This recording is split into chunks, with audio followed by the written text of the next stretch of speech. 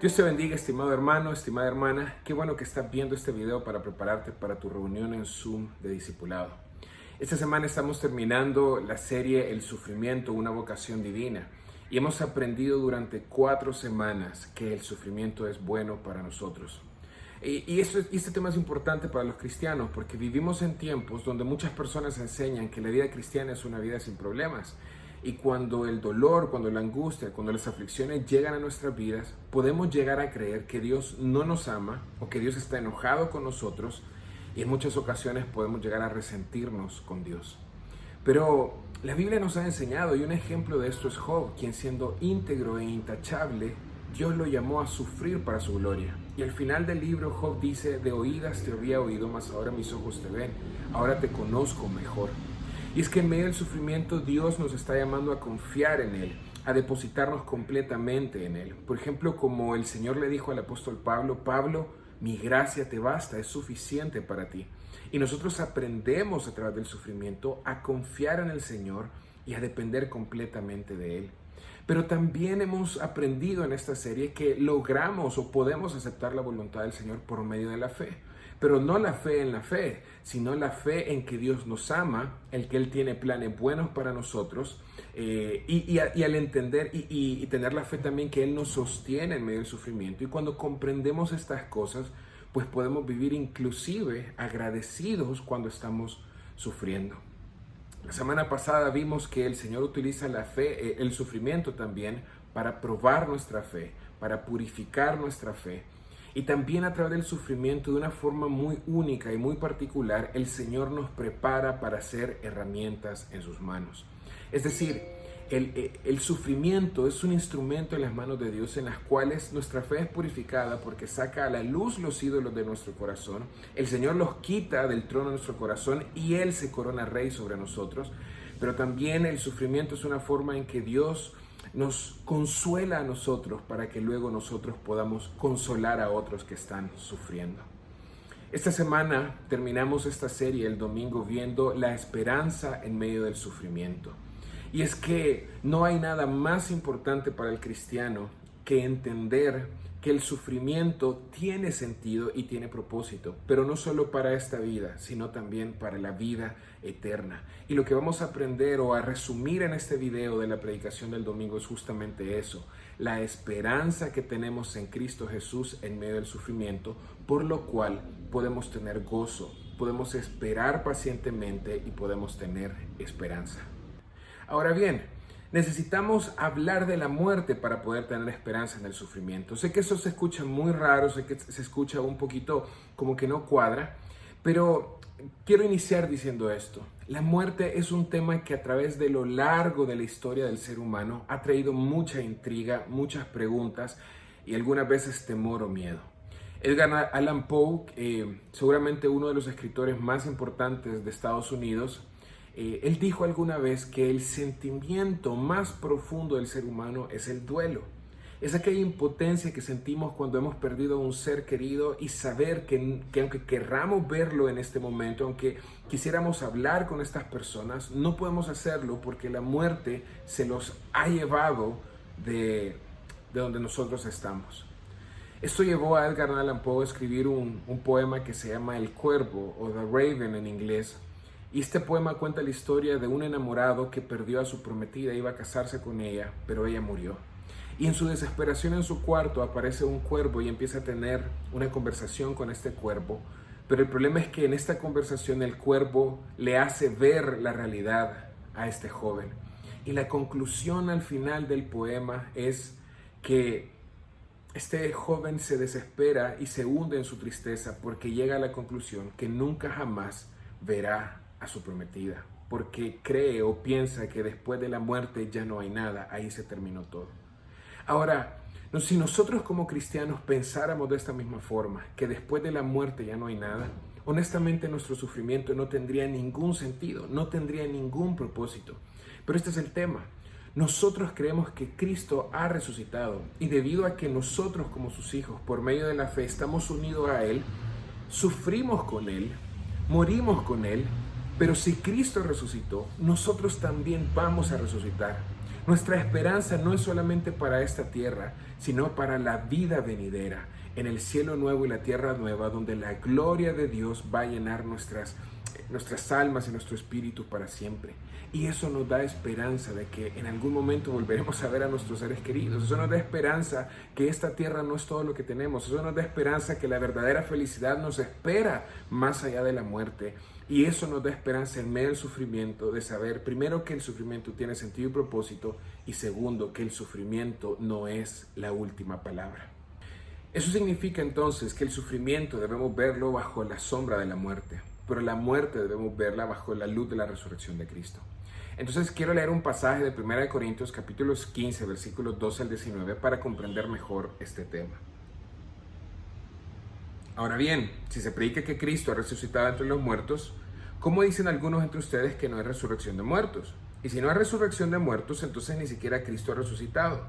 Y si Cristo no ha resucitado, entonces nuestra predicación es vana y también nuestra fe es vana. Aún más, somos hallados testigos falsos de Dios porque hemos testificado contra Dios que Él resucitó a Cristo, a quien no resucitó, si en verdad los muertos no resucitan.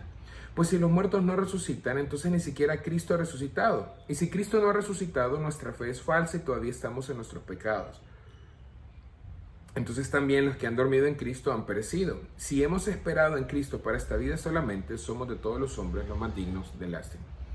Lo que el apóstol Pablo va a hacer es tomar una premisa y llegar a todas las conclusiones de esta premisa para mostrarnos que creer en esa premisa es ridículo o es absurdo. Y lo primero que hace Pablo es decir, bueno, si los muertos no resucitan, entonces Cristo no ha resucitado, porque de una negación universal no podemos tener una afirmación particular. Pero ese es el tema. Si Cristo no ha resucitado, nuestra predicación y nuestra fe es vana. No podemos decir que el cristianismo es algo bueno, no podemos decir que el cristianismo es bueno para la familia, para la iglesia, para la sociedad, si está basado sobre una mentira. Porque todo el evangelio y toda nuestra fe está basado sobre la muerte y resurrección de nuestro Señor Jesucristo. Entonces lo que yo predico, lo que los pastores predican, es vano, es insignificante, es inútil, no tiene ningún sentido.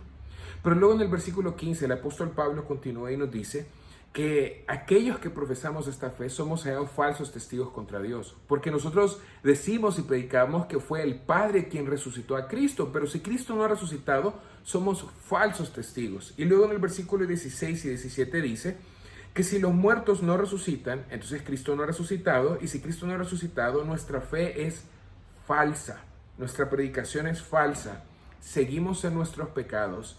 Y si seguimos en nuestros pecados, todos aquellos que han muerto de sus pecados, por lo tanto están en la condenación eterna.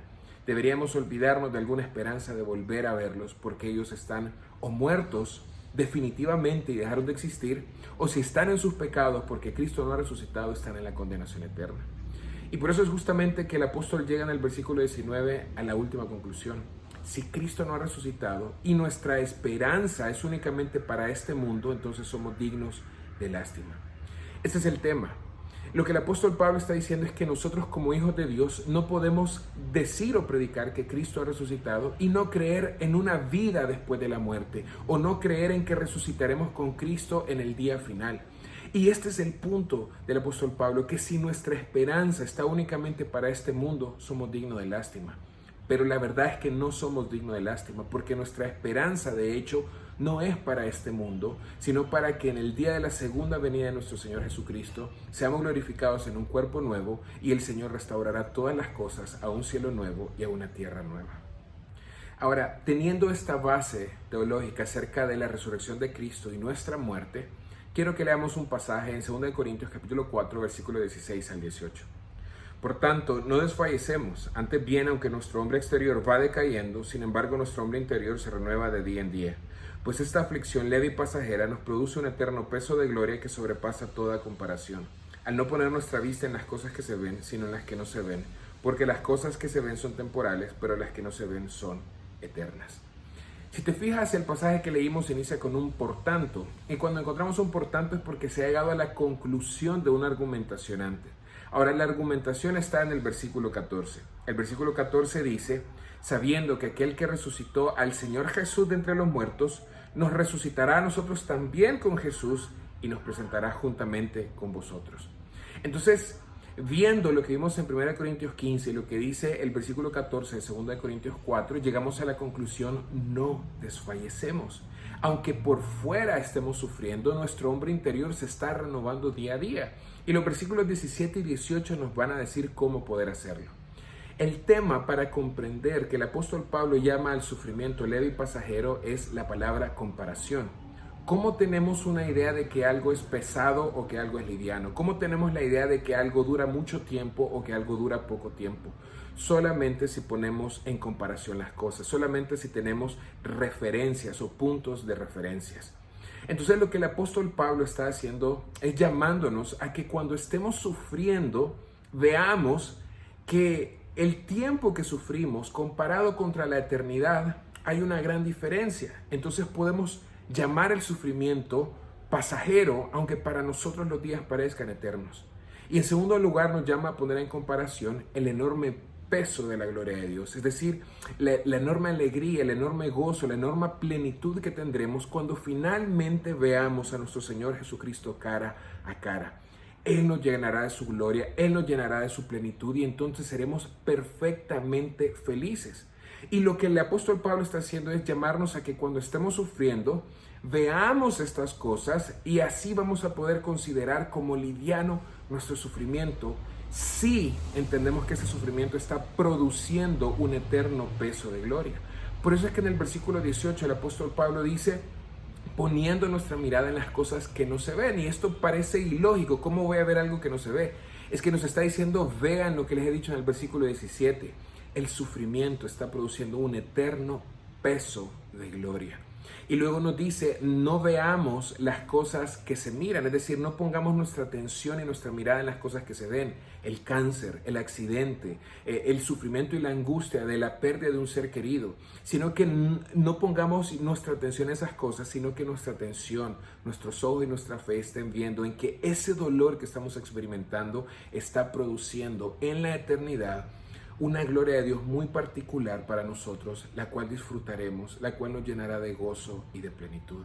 Esta es la esperanza del cristiano, dice el apóstol Pablo, porque las cosas que se ven son temporales, pero las que no se ven son eternas.